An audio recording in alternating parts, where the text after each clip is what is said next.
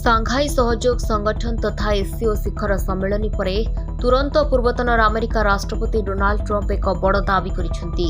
से कहिसेंती भारत अमेरिका को टैरिफ ह्रास करने एक प्रस्ताव पठाई।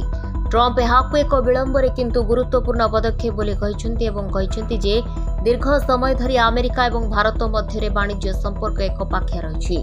तथापि भारत पक्षर यह कौन प्रतिक्रिया दि जाए नहीं।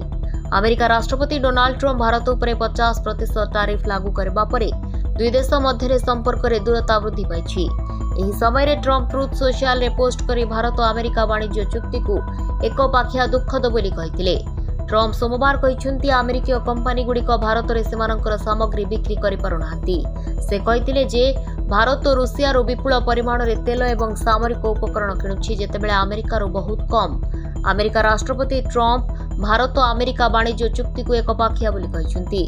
से कहिसेंती जे किछि लोक बुझंती जे आमे भारत सहित बहुत कम वाणिज्य करू किंतु सेमाने आम सहित बहुत वाणिज्य करती।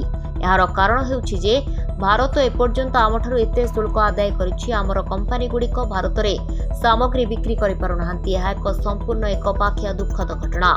ट्रंप दाबी करिसेंती भारत एबे सेमानंक टैरिफ को संपूर्ण ह्रास करबा को प्रस्ताव दैछि किंतु एबे विलंब हेउछि। सेमानंकु यह वर्ष वर्ष पूर्व करबा उचित थिला। अमेरिका राष्ट्रपति बयान एपरी एक समय आसिछि जेतेबेले प्रधानमंत्री मोदी तांकर चाइना गस्त शेष करी भारत पई जाइछंती। एससीओ बैठक रे प्रधानमंत्री मोदी ट्रंप को स्पष्ट वार्ता देथिले जे भारत पाखरे वाणिज्य पई अनेक विकल्प खोला अछि। अमेरिका राष्ट्रपति डोनाल्ड ट्रंप एक पाखिया नीति को चैलेंज करबा पई भारत, रूसिया और चाइना गोटिए मंच रे आसिछंती। एही तीन देश परस्पर सहित सेमानंकर बंधुता एवं पारस्परिक सहयोग को मजबूत करिसेंती। Report Dinalipi live.